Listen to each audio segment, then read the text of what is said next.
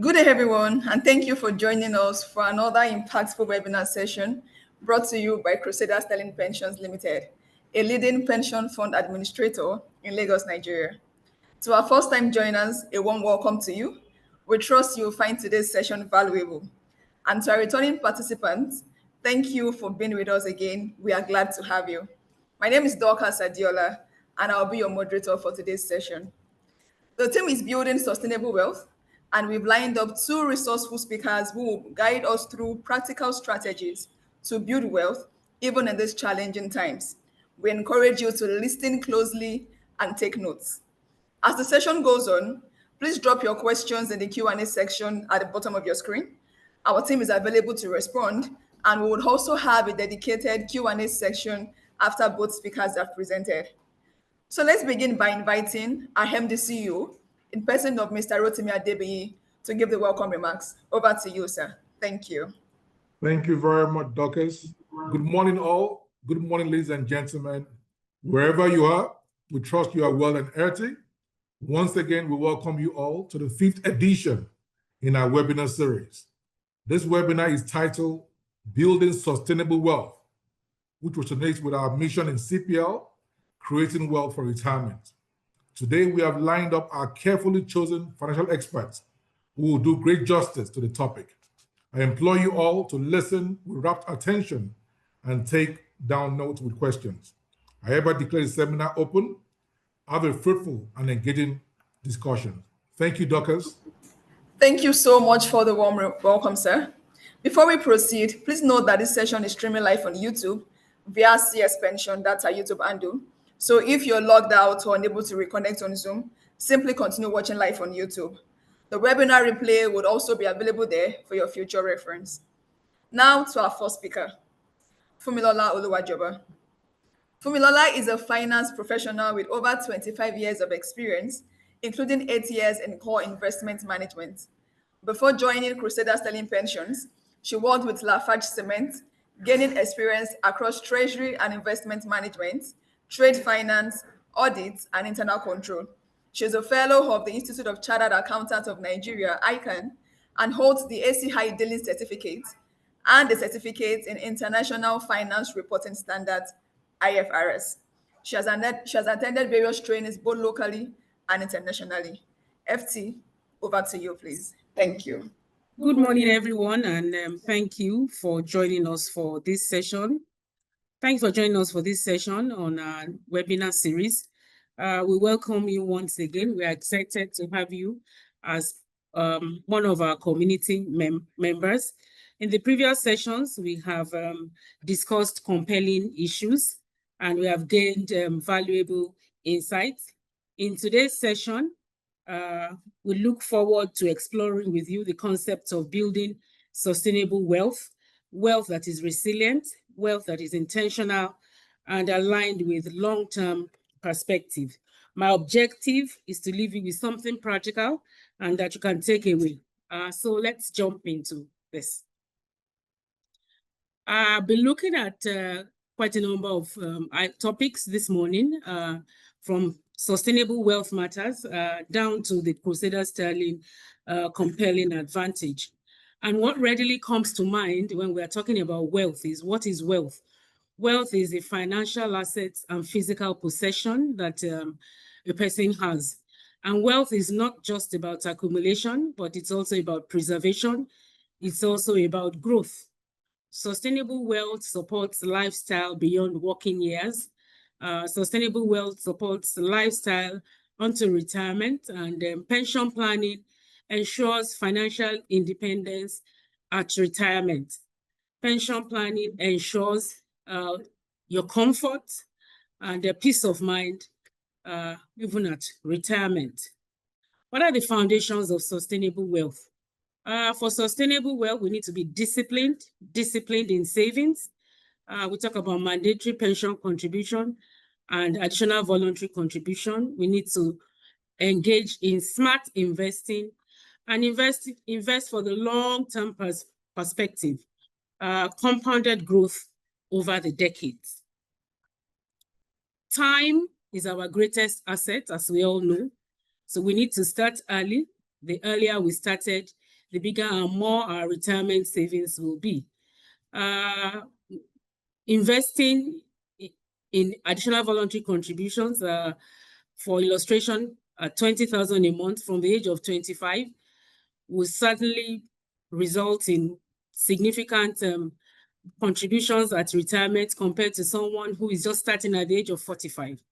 Compounding rewards consistency and not timing. So what is the pension advantage? Even as we are talking about building sustainable wealth, pensions offer a secure and disciplined way to build long-term retirement investment. Your contributions and remittances are invested in a varied number of asset classes. Just to mention a few: equities, infrastructure debt, private equity, commercial papers, real estate funds, just to mention a few. And your contributions are managed by professionals who manage your contributions and invest it to grow over the long term. As mentioned earlier, your returns are compounded. And they also come in various funds. We match assets, we match your age with your risk appetite to ensure that at the end of retirement, you are home and dry. So steady growth through long-term investment strategy. We also engage in risk. We ensure risk-adjusted returns across our RSA 1 to 6, which we'll be talking about in the next couple of slides. We invest in inflation hedging assets, such as real estate investment trust, infrastructure funds, and the private equity. Just to delve further into the retirement savings account, it's part of the contributory pension scheme with a monthly contribution of a minimum of 18%. The employee contributes 8%, while the employer contributes 10%. And these funds remitted on a monthly basis. Statutorily, it's expected that your employer will remit your pension contributions 7 days max after salary is paid. There are currently 20 licensed pension fund administrators in the industry who manage these funds for long-term growth. And at retirement, the savings can be accessed through lump sum payments and regular pension payments via program withdrawal. And even while you are still in active service, you could access your retirement savings account for mortgage. And also, if life happens and you lose your job and you've been out of job for 4 months, you are able to access your retirement savings account up to 25% of it. But I must say that accessing your RSA account for loss of job can only be done once in the lifetime of a contributor. Currently in the industry, we have 6 funds, and there are various types of funds wherein the age and risk appetite of the contributor are matched. We have the Fund 1, which is the aggressive fund, and it's for contributors who are below 49 years, but the contributor has to apply to go into RSA Fund 1. Our Fund 2 is a default fund, and it's for contributors who are 49 years and below as well. However, we have Fund 3, which is for contributors who are 50 years and above. So if you are in Fund 2 and you clock age 50, mandatorily you'll be moved to Fund 3, but the contributor can apply and request to be moved back to Fund 2. We have the Retiree Fund, which is our Fund 4. And of course, the Micro Pension Fund, which is a Fund 5. You will agree with me, from information at our disposal, the informal sector constitutes about 70% of the Nigerian populace. So we have the Micro Pension Fund for Fund 5, and we have Fund 6, which is the Ethical Non-Interest Fund, or what we call the Sharia Compliant Fund. We have it for the RSA active and also for the retiree. And then move on to the additional voluntary contribution. We've spoken about it earlier, but we need to touch base on it more now because it's voluntary. It's at the discretion of the contributor. The contributor determines how much he wants to put in on a monthly basis. He could determine to make payments monthly, it could be quarterly, it could be once in a year, it could be half yearly. However, I must say that voluntary contribution cannot be paid by the contributor directly into the account of the PFA. It must come from his employer. And it can vary. A contributor for additional voluntary contribution, you can vary your contribution depending on your cash flow. What are the benefits of additional voluntary contribution? As mentioned earlier, it's flexible and customizable because you can contribute monthly, quarterly, yearly, or half yearly. It increases your retirement income. The growth is compounded over time. You have better life post-retirement. And finally, there is a tax advantage of doing the additional voluntary contribution. For illustration, for someone who has contributed AVC and you've been on it for the past 6 years, if you decide to access your AVC, by law, you can only access 50% of it, and you will have 100% access to the investment income. The remaining 50% will be added to your RSA account. However, if you have contributed for less than 5 years, you'll be entitled to 50% of your contribution, and your investment income will be taxable. However, before you can access it, your contribution must have stayed a minimum of 1 year. So what's your role in building sustainable wealth? What is your role? What is my role? 1, you choose the right PFA. 2, you choose the right type of fund that will match your age and risk appetite. You track your PFA's performance. For us in CrusaderSterling Pension, you can track PFA performance via our website, via our mobile app, and of course, via our WhatsApp chat. On our WhatsApp chat, you can request for your statement, and on the statement, you can have access to see fund prices.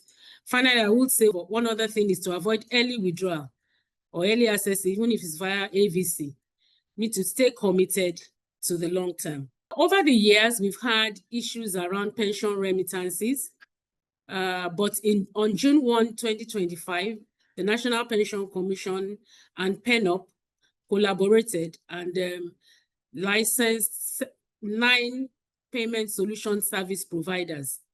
On this slide, we have issues that are common in the industry June 1, 2025. We've had issues around irregular remittances, that's delayed or skipped monthly payments. We've had issues, contributors have had issues around underpayment, or even non-remittance at all from the employer. The employer deducts, but the pension remittances are not remitted. Mismatched schedule and payment. The schedule of contribution sent in for the payment does not match the payment, and quite a number of other issues around incorrect RSA PIN, wrong contribution details, or the contributions for a Crusader contributor may be sent to another PFA. But with effect from June 1, when the payment solution service providers came on board, all these have become a thing of the past. We now have the legacy issues for those, we still have the legacy issues for remittances paid from up to May 31, 2025. This new initiative of the pension solution service providers facilitates prompt remittance and it reduces errors on schedule. The platforms are also able to validate the PFA and the PIN name, and as such, the issues around unapplied funds have become a thing of the past. Also, it allows for seamless reconciliation, and there is ease in obtaining remittance history for the purposes of obtaining the pension compliance certificate. Like I mentioned earlier, there are 9 of them. So I endeavor each and every one of us on this platform, please obtain your statement, go through it. If your pension has not been remitted from June 1 to date, please engage your HR, and if they are having any issues, we're just a phone call or a chat away. Earlier this year, between June and July, we had conducted sessions with various employers to walk them through this service providers platform, and we are willing and again ready to handshake with our employers to ensure that they do not have any issues with pension remittances for the employers. We have put this slide up here, which will also be shared on our social media handles of the various websites for the new pension payment solution service providers to ease payment for employers. And I'll come to transfer window. Transfer window commenced in the industry in Q4 2020, and I'll just run through the basics of transfer window. It allows a contributor to switch his RSA, his PFA, from his current PFA to whichever PFA he chooses. And to this end, we look forward to receiving your switch to CrusaderSterling Pensions. It comes at no cost. It's a fully digital process. And your contribution history from your former PFA is retained because such is sent to us, including your mandate files. And you have the ability to switch PFA once in every year. The transfer window promotes competition among PFAs, ensuring service delivery and performance and excellent returns for RSA holders. What are the drivers of fund performance? Well, like I mentioned earlier, we have quite a number of asset classes that we invest in.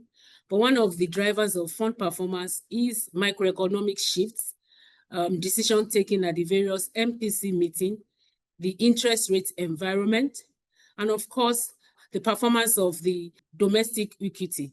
When we look at the Nigerian Stock Exchange, it has performed excellently well. We have seen significant improvement and in performance across various sectors, such as industrial goods, consumer goods, the banking sector. However, for us in Crusader, we invest in only fundamentally justified stocks that have proven, that are resilient and have proven track record. Another driver of fund performance is investment in the alternative asset class. This investment is for the long term, and increased exposure will certainly buffer and do well for returns. So like I've mentioned earlier, investment in pensions is for the long term. And we do solid due diligence.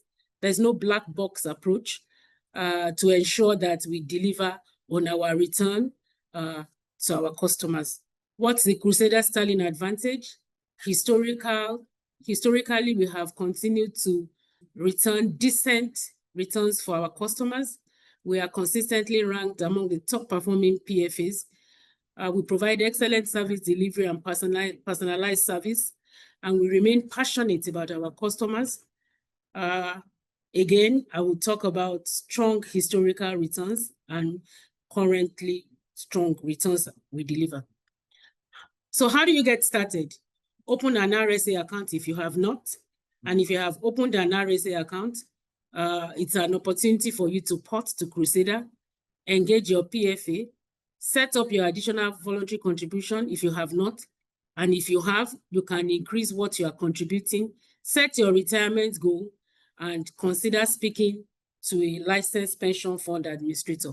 Like I mentioned earlier, and I will continue to say, we are just a phone call or a chat away. My final thoughts this morning will be, retirement is not an age, it's a financial milestone. You build wealth through smart pension planning. And the earlier you start, the richer your retirement future will be. Thank you everyone for your time, and I look forward to your questions. Thank you, Hefty, for that enlightening session on how our pensions can serve as a long-term wealth building tool. I hope we are taking notes, but don't worry, if you missed anything, the replay will be available on YouTube via our handle, CS Pensions, for your referencing. We're moving right on to our second speaker, Ola Oladele. Ola Oladele is an accounting graduate and a CFA charter holder. She's a seasoned finance professional with a career spanning treasury, money market, fixed income, corporate strategy, and leadership. Driven by a mission to bridge Africa's financial literacy gap, she founded olaoladele.com. That's a social enterprise providing personal finance, investing, and economic education aligned with the UN Sustainable Development Goals. She is the founder of the Money Wheat Club, an exclusive investment community, an executive producer and co-host of the Money Wheat Show, a personal finance radio program airing nationwide and on podcast platforms. Ola Oladele, thank you for joining us this afternoon. Over to you, please. Thank you for having me. Please allow me to share. Okay, fantastic.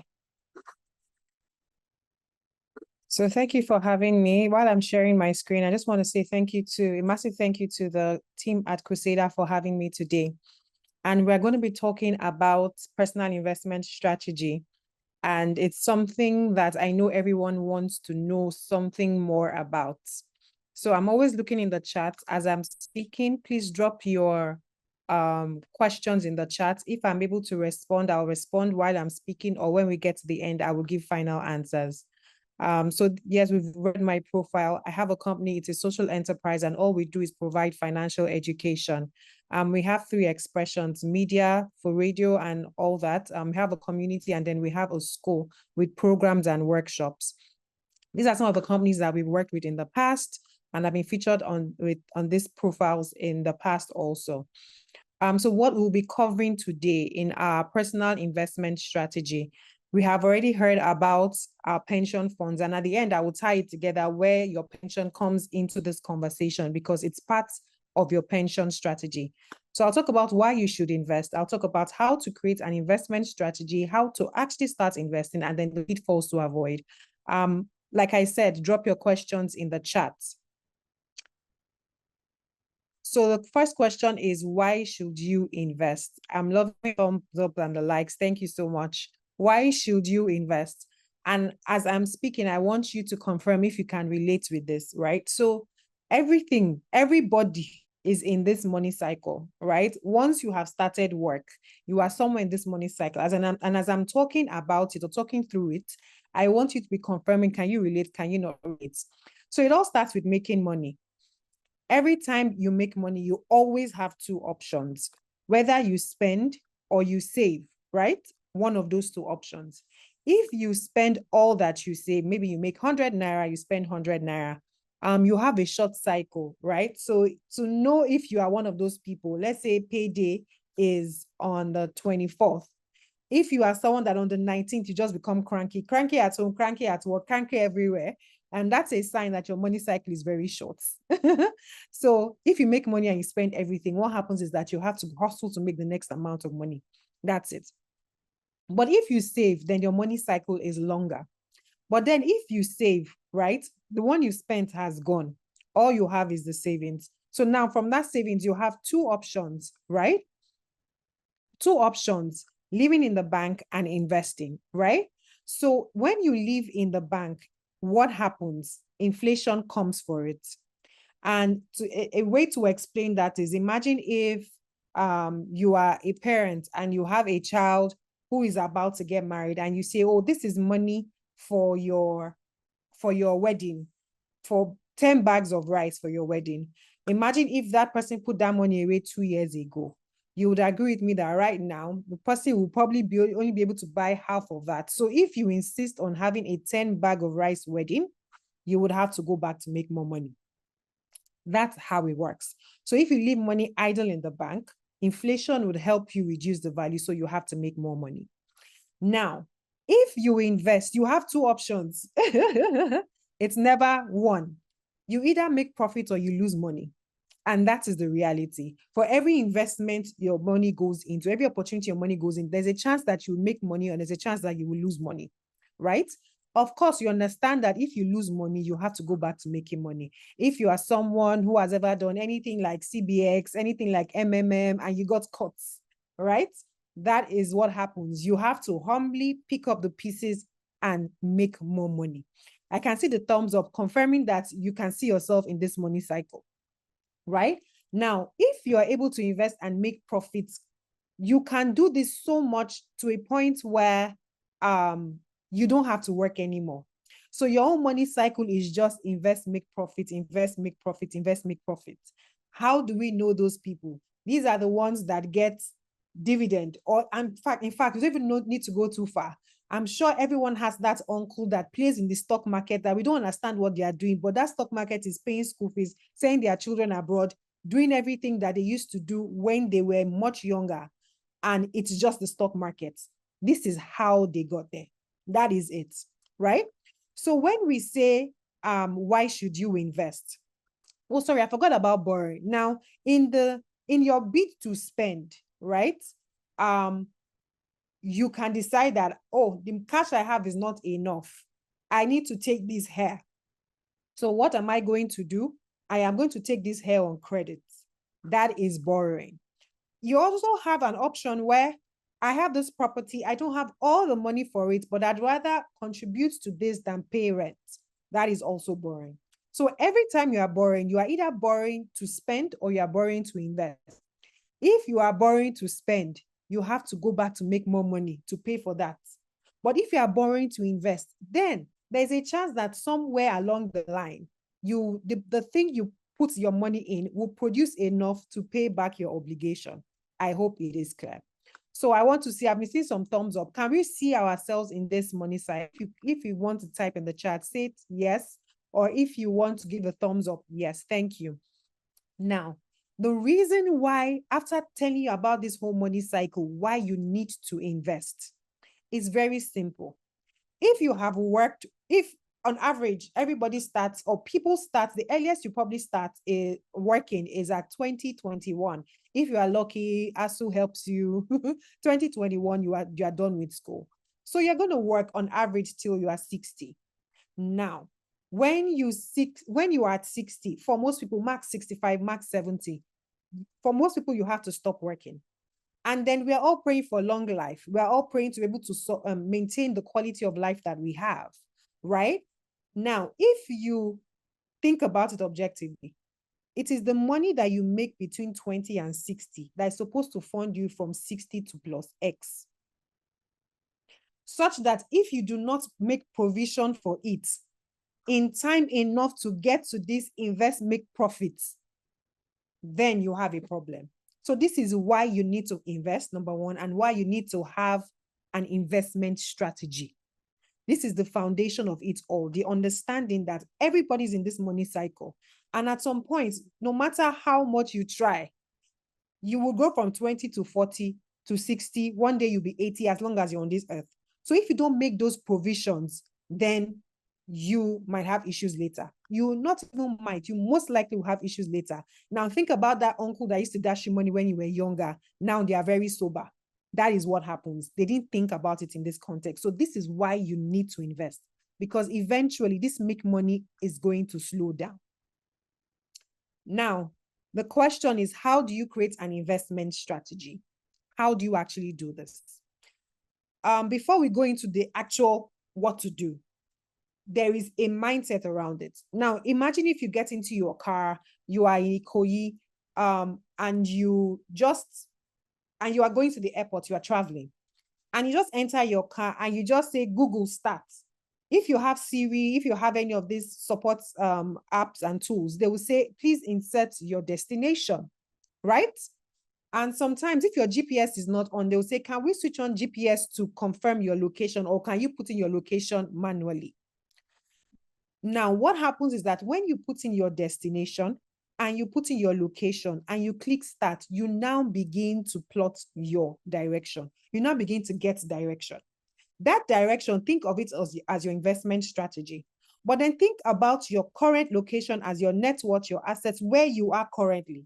Then your goal is where you want to be. I want to be rich is not a goal, because Google is just like saying, I want to go to Lagos, right? Or I want to go to Ibadan. What literally can happen is that Google can give you directions up until you get to Lagos, Ibadan. But once you cross into Ibadan, it will just say arrived. Now, you know that you've not gotten to where you are going. You know that you are lost, but Google will say arrived. Why? Because you didn't put a specific direction, a specific destination. Think about it like that. So when you want to build your investment strategy, number one, you have to decide where you are going. Begin with the end in mind. If your goal is to retire to a house in Ikoyi, and another person's goal is to retire to their village, another person's goal is to retire to Switzerland, both of you, everybody's goal is valid, but everybody's path is different. So someone that is going to Switzerland cannot be behaving or investing like someone that is planning to retire to his village. I hope you understand that. So this is the first thing about creating an investment strategy. Begin with the end in mind. Identify your current location and then begin to plot the graph. Now, where the graph matters is that you can now begin to ask for directions, right? Ask for directions, but it makes sense because when you ask, the person knows exactly what to answer you. Now, how to start investing? There are 3 things you need to do when it comes to investing. Now, understand that I'm laying the foundation before we go into the technicals, because if you When I say technicals, the actual, okay, a stock, a bond, blah, blah, blah. But if you don't have this framework and all you just have is plot the graph, you can arrive anywhere. That's literally it. So you are not guaranteed to get to where you want to go if you don't do everything. So in terms of investing, you need to recognize the opportunity, you need to access the opportunity, and you need to create systems around it. Now, for every opportunity that you have, these are the things that you need to do. And I want to create a scenario, and I'll give an example. So I run an investment community, I mentioned at the start. And one of the things that we do is that we find deals, we find opportunities around the world. Now, we found an opportunity in Nairobi in 2023 into 2024, a property opportunity. At that time, they were just trying to organize themselves, right? As a country, they had just, in fact, while we were still in the process of it, they had the riots and all those things, right? But we recognize that, okay, Kenya is positioning well in East Africa, so their real estate market should be good. And we did it. And so we decided to go into it. Now, the second thing was accessing the opportunity. Now, I'm in Lagos. We have members in America. We have members in the UK. Everybody has decided that I am going to take up an apartment in this building. That's fine. How do we access it? We had to get a lawyer. So we engaged a lawyer that was attached to the High Commission in Nigerian High Commission there. We engaged a lawyer. We did due diligence, did technical due diligence, did everything. That is the accessing of the opportunity. Now, all that due diligence panned out, they handed over our keys to us. The next thing is to create a system around it. For us to be able to get rental income in Nairobi, we need to create a bank account, get a manager that will be letting it out, managing it, and transferring our money to us, so we don't have to do anything, creating a system around it, right? Now, if any of those things did not work, right? If any of these did not work, I put it to you, you don't have an investment. Even if you create a system, but you don't create a proper structure for access, what you might find is that the property wasn't registered properly, blah, blah, blah, blah, blah, or the property is not good, and you get a mess. So all these boxes must be ticked. So by the end of December 2024, we had a bunch of people in the club that have properties abroad, right? And they are making money. They put it out in the market and they are making money. They didn't even need to furnish. That is a system. That is the full picture, right? Now, where do you start from as an individual? There are two things: mindset and action. Remember, I've said, identify the opportunity, access it, and create a system. If you don't create that system, you might have an asset, but you might not be able to get your money out, for example. Those are the systems you need to create. So there are two things when you want to talk about investing. One is your mindset, and the other one is action, right? When it comes to mindsets, everybody look at this image in front of you. So we see the apple. Most people would eat the apple and they are done, throw away the core, and we're good. But a farmer sees that apple, he eats the apple along with you. Everybody is happy and not hungry. But what he does is that he keeps the seed. He carries that seed, he puts it in the ground, and when he gives it time, what happens is that he has an apple tree. Now, the interesting thing about an apple tree is that an apple tree does not grow in 1 year. On average, it takes 3 to 5 years for you to go from planting the seed in the ground till it's actually budding, ripening for you to harvest it and eat it, generally for most species of apples. Now, imagine if you planted an apple tree and then a year after, you go and dig it out because I don't yet have apples, it's not working. Yeah? Or imagine if the apple is not yet ripe, but you can see it's not yet ripe. And then you say, I'm desperate, let me take it out. It will be tangy, you might not be able to eat it. Now let's bring it back to your finances. Think of this apple as the fruit of your labor. When you work, you are expected to eat, you're expected to enjoy it. You would spend some of it, it is given. But there's a part of it that is your seed, that is your savings. If you leave your savings idle in the bank, it's the same as leaving that seed on the table. What will happen? It will dry up, it will shrivel and become useless to you, right? Or it will become powder at some point, it's dried, and that's the end. But and that's the same thing as leaving your money idle in your bank account. Slowly but surely, inflation would shrivel the value. Slowly but surely.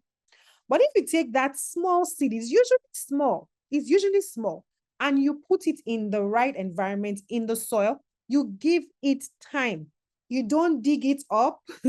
You don't compare an apple to what is it that grows short quickly. For example, I think sweet potatoes grow in a 9-month cycle. You don't look at a 9-month cycle thing and say, why is my apple not growing? So it's not working, right? And go and dig it. And you leave it. What happens is that you would have a tree filled with apples. Now, the good thing about that tree is that, number one, when you harvest for this year, next year again, there'll be apple season, you would harvest again, right? The next thing is that when you harvest, inside each of these harvests is seed.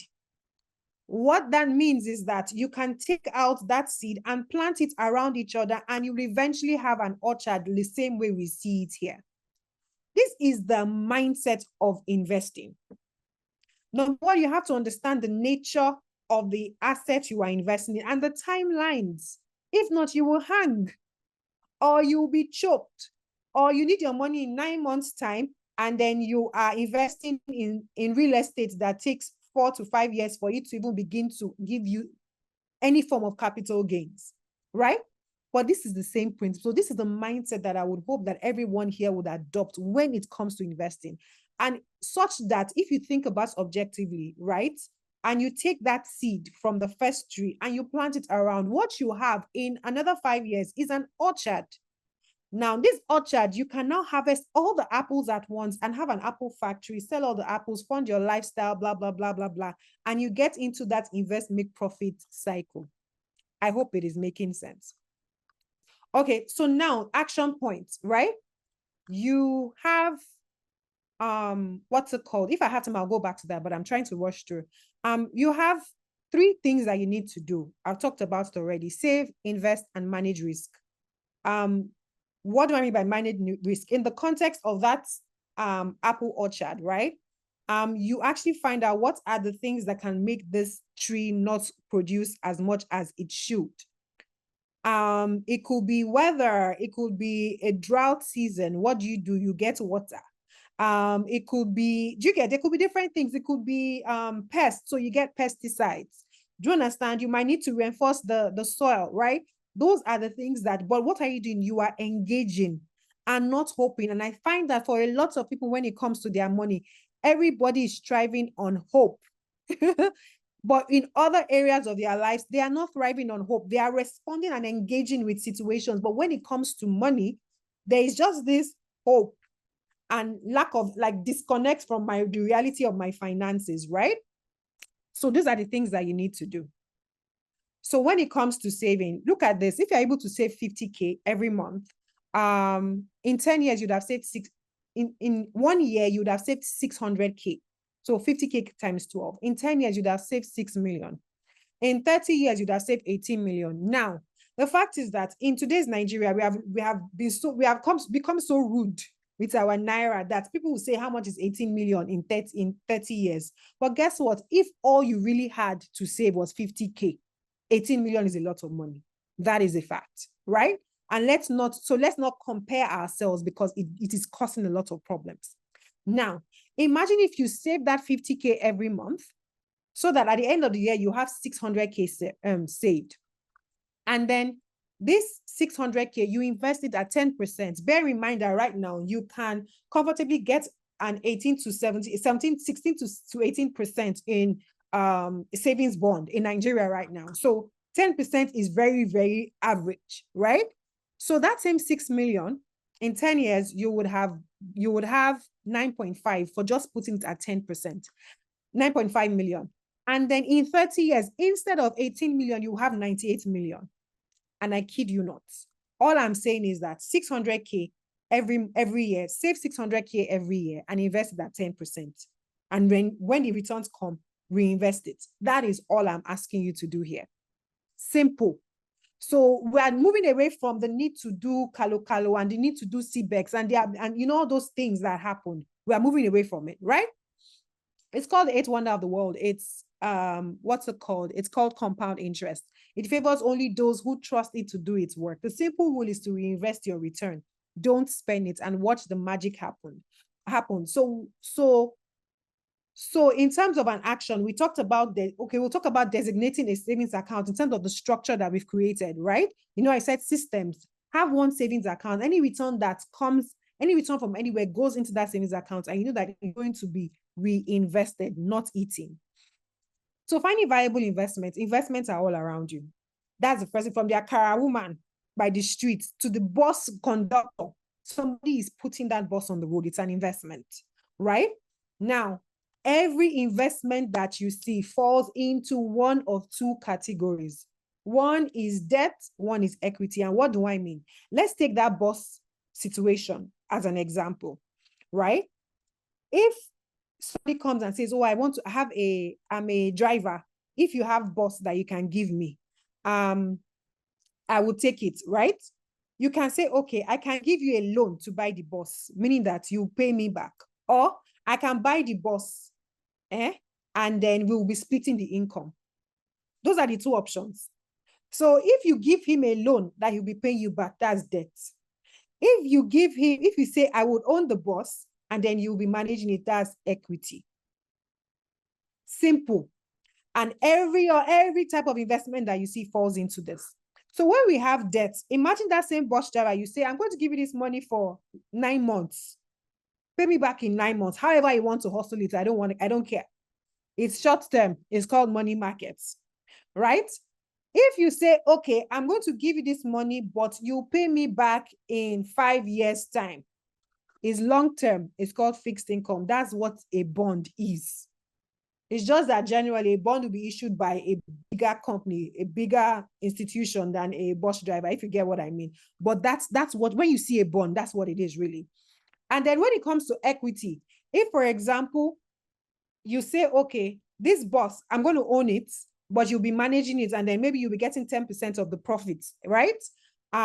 We can say, let's register it as a company, or let's co-own the bus. So the name on the vehicle registration will be the two of us. Do you understand? Or sign a contract. That is equity. But if you sign a contract, right, and list it in CAC, right, it's either a matured company, private equity, or a young company, venture capital. So all those startups, that's where they fall in. Now, if you buy from an exchange, Nigerian Stock Exchange, the NASDAQ, New York Stock Exchange, is public equity, right? This is the world of investments. Where to invest in? This is the whole world. So every time somebody comes to you saying, I want you to invest in this, you are supposed to be profiling, do you want to pay me back my money, or do you want us to co-own? If you pay me back my money, is debt. If you want us to co-own, is equity. If you want to pay me back your money, is it short, is it long? Do you understand? If you want me to co-own with you, are we listing it on the stock market, or we're just doing private within us? Everything, all the assets you want to see, they're all here. Now, when an asset manager gathers public funds to invest in any of these things, it's called a fund. So even your pension fund is a fund. But what your pension fund does is that they will carry debt and equity and do a mix. And if you remember what Mrs. Oluwajoba was saying about how, based on your age, they will decide on what amount to put into what. And maybe if you are 50, they will cross over to a certain type of asset. But if you want, you request to go back to the higher risk one. It is basically that they are picking debt and equity assets and putting it in a combination that says, based on the profiling we have of you, this is the type of assets you should be heavy on, or you should have little of. To make you understand it well, in a portfolio of someone that is 58 about to retire, they will not do venture capital, right? Because it is high risk. They will do bonds because now you are going into retirement and you need cash flow. That is how fund managers work. And it's the same thing with exchange traded funds. In case someone wants to ask about it, it's the same spirit. A pension fund manager and asset manager, they are doing the same thing. It's just that a pension fund manager is an asset manager for your pensions. So if you are not contributing to your pension fund, you can also contribute to another asset manager to manage a fund for you on your behalf. Yeah. So the most important thing that you need to understand here, taking out of this, is that there are more investment opportunities than you have money for. But it starts with the fact that they are all around you and you need to be aware of them so you can take advantage of them. Like I said, even the woman selling akara, You can ask her that, oh, she always sells out by 9 a.m. and there are people that still come afterwards. Can I increase what you need so that you can be able to accommodate these people? Right. Now, the final thing is the pitfalls to avoid, right? The first thing is lifestyle inflation. What is lifestyle inflation? Lifestyle inflation is your salary increases and then you decide that you want to stop taking bus. Is now only Uber that you do. It is fine, no, nobody will argue with you, but make sure that you are not eating your capital. That seed that is supposed to go into the tree for the future, make sure you don't eat it. Over trading, going into debt. If you are borrowing, are you borrowing for an investment or are you borrowing to consume? If you are borrowing for hair, it's to consume, it's eating into your future money. No value, dead end, right?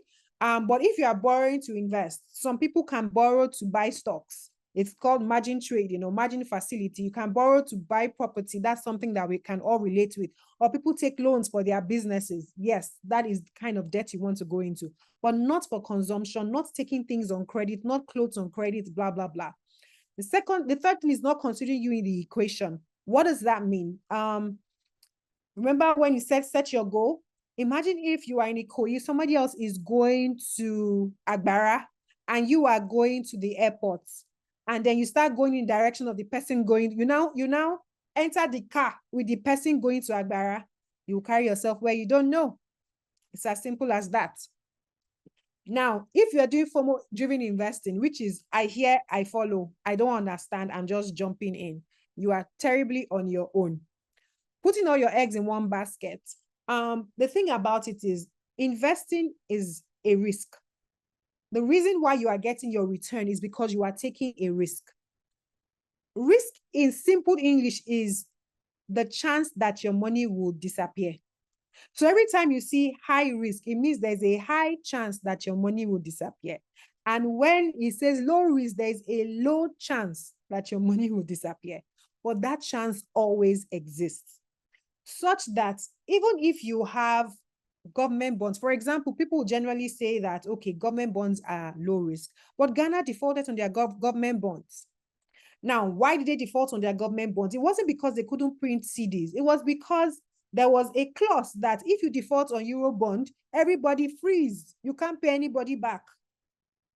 So it wasn't like they couldn't print more CDs to pay back, but they had to address everybody at the same time. So imagine if you put all your money in Ghana, your blood pressure will be managed effectively. That's all I can say. Ignoring the environment. Ignoring the environment is as simple as you have apple seeds, they are good and viable, and you decide you want to plant apples in Lagos. If you want to plant apples in Lagos in Nigeria, you need to have a greenhouse farm. Maybe to thrive in Jos, or maybe to thrive in America, in Washington. But there's some places in America that they can't grow apples. But if you say my apples, this apple was the best, therefore I'm going to plant it in my backyard, it will not work. Yeah. Walking alone, I find that a lot of people, they only talk about their investments when they've lost money. When they are going in, they'll be quiet. They won't ask the people that are ahead of them. They will not talk. You're on your own. Not investing. Not investing is a sure way to be broke in old age. If that's your goal, continue. So in summary, keep your seed, find the right location, find the right soil, sow the seed, give it time, harvest, and then sow more seeds. That is the principle of investing. That is how you plug in your strategy. Now, if you have any questions, I'm happy to take them right now. If you want to connect with me, I have a YouTube channel. So you can scan the barcode to get to my YouTube channel. And I have, if you are a visual person, you have a YouTube channel. If you are a reader, I have my Substack where you can, read.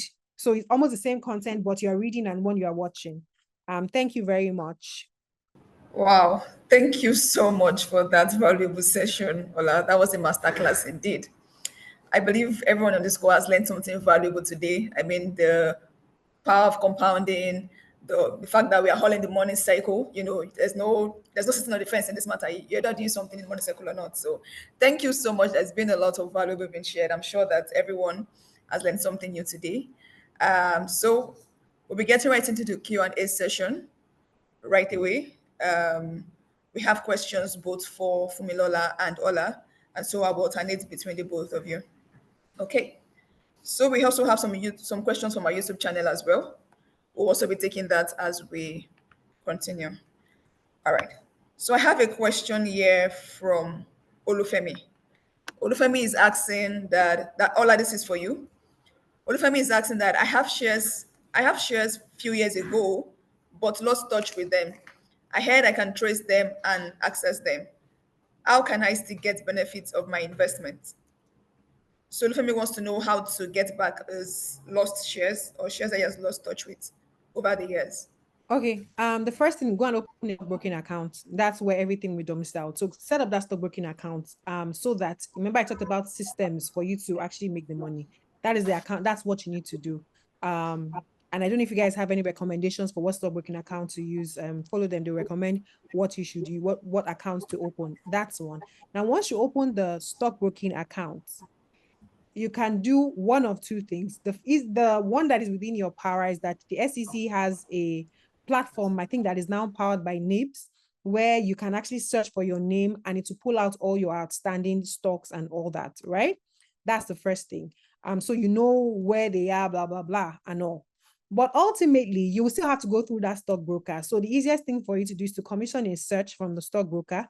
They would go to the, it's called CSCS, but the custodian, there's a company that holds everybody's stocks. So that keeps everybody's account. So they'll go to CSCS and find everywhere that your name is mentioned, and they would gather those stocks together. They will now give you forms to fill to regularize them. So if they're not dematerialized, if you have outstanding dividends or unclaimed dividends, they would gather all that for you and you will get the payments. And then going forward on those stocks, you would see them in your stockbroker's records, one, and then you'll be getting your dividends into your personal bank account. Thank you for that, Ola. So now we have a question for FT. So this person is asking, you mentioned that it is good to avoid any withdrawals. That's from the pension account. What is the definition of long term before withdrawal is made? Okay, so definition of long term before withdrawal is made is long term until you retire. Let your funds be in place until you retire. So you heard that, keep your funds in place till you retire. Except of course you want to access for mortgage. Okay. That's 25% mortgage contribution. Okay, for the person who asked the first question, please know that we have the interstate security, that's a sister company that you can use to track your stocks and shares that you're trying to get back. Yeah. Okay, so the FTT is also for you. So one is asking, is the contributory pension taxable? No, it's not taxable. Okay, this is also for FT. Prince Adeyemi is asking, what is the pension withdrawal percentage of someone who is above 50 years old? Okay, for someone who is above 50 years old, typically consider the retirement age in pensions. So if you are still working, you can only access mortgage, but even with mortgage, if you have 3 years to retirement, then you will not be able to access. Okay, thank you for that, FT. So this is for Ola. Godwin wants to know, I want to know and understand the easiest investment for a low-income earner. Ola, Godwin wants to know the investment he can do as a low-income earner. Okay, for a low-income earner, the low-hanging, so there's a balance, right? If you're a low-income earner and you are able to actually think long, meaning you earn 50K, but you know that this 1K you can actually, and you're in your 20s, I know that this 1K you can actually keep it away, right? That kind of thinking, then I would do the following. These are the investments I would consider. The first one is Nigerian savings bond. Nigerian savings bond, with your 5K you can start, and it comes up every month. Your stockbroker can do that for you. Another thing that you can do is that you can do mutual funds, asset managers. Generally, you can contribute additional 1K once you start, right? That's another thing. Another thing that you can do is stocks, which is why I talked about if you are genuinely sure that you can put that money away. Then stocks. The reason I say stocks is, number one, if a stock price is 90 naira for, let's say, I don't want to name any stocks, right? If a stock price is 90 naira and you have 1,000 naira, it means that you can buy 10 units of that stock, and then the remaining 100 naira will cover what's it called, fees and charges, right? So with the funds, I think for that amount, if using 1K as an example, a fund is your best bet, right? A fund is like your very best bet. The savings bond, you will not be able to access it for 3 years. The stocks can go up and down, but it gives you the ability to grow faster, right? So if you are young, you can do stocks, you can do savings bond, you can do mutual funds. Okay, thank you for that, Ola. Okay, so I'm sure that person has gotten his answer. This is for FT. So this is a question from our YouTube participant. He wants to know what kind of instrument is the fund one invested in? Also, what is the return of fund one? And how often can you move between the different funds? Okay, so if you're going to move between different funds, you can do that twice in a year, in the calendar year. The various asset classes that we can invest fund one in include federal government bonds, state government bonds, the corporate bond, can invest in equities, money market, including commercial papers. You can do a bit of private equity. Your question on the return on fund one, the return on a fund depends on market forces. So I would advise you to please go on our website, and you can have a historical view of our return on fund one. Thank you. Thank you, FT, for the answer. Okay, so I think this is for Ola. This is from Basil. Basil is asking, what can you invest with 10 million just lying in your bank for over a year? Ola, Basil wants to know what he can do with So that's a 10 good million problem. naira just lying in his bank. That's a good problem, but the only way I can give you like the best answer, I can give you a list of things you can put the money in, but the best answer starts from that Google situation where I literally need to know what you're trying to do with that money before I can accurately tell you this is the kind of assets or investment that would fit it. Because even that money has been lying idle since last year, you might have a plan to use it in a year's time, but somebody else might want to, might just be, oh, money I've saved, future kind of thing. That being said, right, the things that you can put your money in, we'll start from the ones I mentioned already. You can do the savings bond, you can do mutual fund, you can do equity. You can do, with that, you can invest in businesses, you can do private equity, you can do venture capital, right, with that kind of money. You can buy land with a portion of it, right, depending on location. There are assets outside of Lagos, right? If you're based in Lagos, there's Ibadan. Ibadan has land, right, and it's not as pricey as Lagos, or even Ogun. You can start a farming business. There are so many things, but the decision on what to actually put the money in is, one, dependent on where you are going, and then two, depending on your capacity. If you don't have capacity or knowledge or skill, then do a fund. Thank you for that, Ola. So this is for FT. This person is asking, what is the asset class composition of the fund two? That's the default fund. Okay, the asset class composition for the default fund, which is fund two, is inclusive of the federal government bond. You can invest in state government bonds. You can invest in Nigerian Treasury bill. You can do money market, infrastructure fund.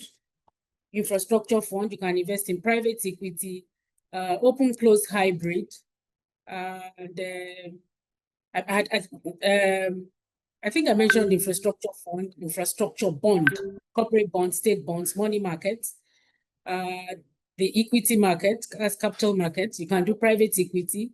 You can do open closed real estate fund, and that's I think 90%. I think I've left out about one or two.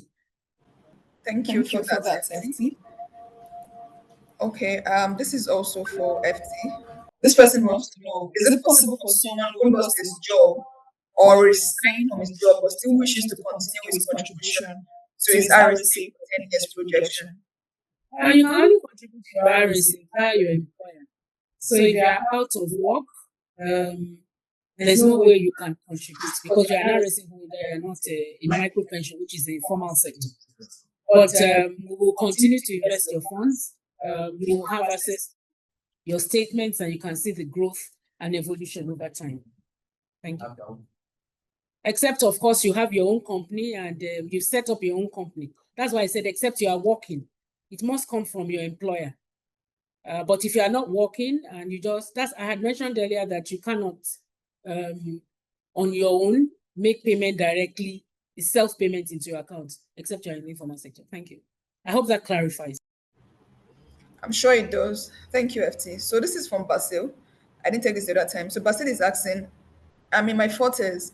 Can I have my employer increase my pension contribution above the regular 18%? Well, for you to have your employer increase your pension above the 18%, that has to be policy from your organization. And I'm sure it won't be something that will be done for you exclusively. It will be something that will be in their policy. So that's much we can say on that. Okay, thank you for that, FT. Ola, this is for you. So someone is asking, how advisable are all these digital investment platforms we see around? And what should users check before using one? That's a fantastic question. The major thing you need to look out for is regulation. So just think of the app as a tool for access. The app is not the company. So that you understand, if, for example, Crusader had a stockbroking arm or has a stockbroking arm and they have an app, it is not the app on your phone that is the engine. It is that it is plugged into a company that has access to the Nigerian Stock Exchange, right? That is how it is set up. And that's how it should be for every investment that you are doing. So that if you see an app, don't just look at the app. Who owns the app? Now, the person that owns the app should be on the SEC's platform in one way, shape, or form. Their name, the actual name, not a name that looks like it, because those things matter in whatever, in investing. So if you see CrusaderSterling, you will see that they will always write pensions along with it. It's not just because it is because that is the name. So you must go to the SEC's website and see CrusaderSterling Pensions, right? If you see CrusaderSterling, you have to go and dig deep, or Crusader Pensions. It could be somebody else. So what you see on the app and who owns that app must jive with what is on the SEC's website. So I think SEC's website is sec.gov.ng. That's sec.gov.ng. If you don't find their name doing what they are licensed to do, then step back, do a deeper dive, because everybody can create an app in their houses. It's even, you can use AI to create an app right now and host it on the App Store. So it's not about the app, it's about who is backing the app right now, and that's what you need to focus on. Yes, please. Thank you for that, Ola. Okay, so we have to wind down gradually. We understand that this is work period and people have to get back to work. But be rest assured that if we don't take your questions now, we'll be sending the answers via email. So please, I'll be taking a few questions more and then we'll be wrapping up the session. Okay, so this is for FT. The first speaker mentioned contribution and investing while still in service. What about we that we are not in service again? Okay, so if you are in service, retiree and CrusaderSterling Pensions, we'll continue to invest your contributions while you get withdrawal and you have access to your statements. But if after retirement you suddenly get a job and you're already a retiree and they pay pensions where you work, if you give them your PIN, of course, they will remit for you and it will be classified as AVC in your retiree account. And like I said, when you look at your balance and your AVC balance and the growth on it per time. Thank you. Thank you so much for that, FT. We'll take one more question and we would have to end the session. This is for FT. So this person is saying, why is it that this is from YouTube? Why is it that it's my employer that can pay my AVC? But I think you already answered that. Okay, I think I already answered that, and I said it's by law, by regulation, and that's one of the conditions in the PRA 2014 to avoid people doing all sort of activities, getting money, and then showing it up in pensions. So again, like I mentioned earlier, you can only pay your ADC through your employer. Thank you. Okay, thank you for that, FT. We'll have to start winding down gradually. And so, like I mentioned earlier, if you've not taken your question, please know that we'll be getting the answers across to you via your email. So let's just take note of that because we really have to round up. Okay, so to wrap up this session, I'll just invite our head of marketing division 1, Mr. Tony Ogoneraye, for the closing remarks. Thank you. Thank you very much for such a wonderful presentation. We've had a very good time here. It has been very exciting, very fruitful, and very, very enlightening coming from FT, Fumi Oluwajoba, and from Ola Oladele. This is very, very, very, very rich, and really appreciate this. And looking at it from the standpoint of pension being a very key aspect of wealth creation with respect to our financial health, and again, retirement planning. Don't forget, in the course of the discussion, we highlighted, few things we highlighted, talking about investment and also pensions. And these are largely your responsibilities, especially looking at a retirement savings account. The point is that you have to take full advantage of this provision so that you can benefit from it. So thank you very much for the sessions. Thank you very much, FT. Thank you very much, Ola. We also want to thank Dorcas for moderating excellently for us, and also to you, the audience. I mean, you that have joined from around the globe. Thank you so much for your participation. Thank you, Lord, for your thank you so much for your rapt attention, and again for making it very, very engaged. We quite appreciate this, and we look forward to you joining us some other time. I believe very, very soon, so that we can keep the flow and keep enlightening ourselves with respect to how we can optimize our retirement savings account, our pensions planning, and general investments, so that at the end of the day, we will live a financially free life. So once again, thank you for joining us. And we also appeal that if you can recommend us, we appreciate it so much. I believe you've learned a lot, and I believe you are living here more confident and being able to take on the future with a very stable financial life. So once again, thank you very much. I will look forward to seeing you again. Have a blissful day. Bye. Thank you very much for that closing remark, Mr. Tony. And with that, we'll have to come to today's webinar session. Just a reminder, if we didn't get to your questions, don't worry. We'll be compiling all unanswered questions and send the responses via email after the session. At CrusaderSterling Pensions, we are on a mission to create wealth for retirement. And this webinar is one of the many ways we empower our contributors and the general public with the knowledge needed to secure a financially stable future. Thank you once again for joining us today. We hope you found this worthwhile and actionable. Do enjoy the rest of your day. Thank you.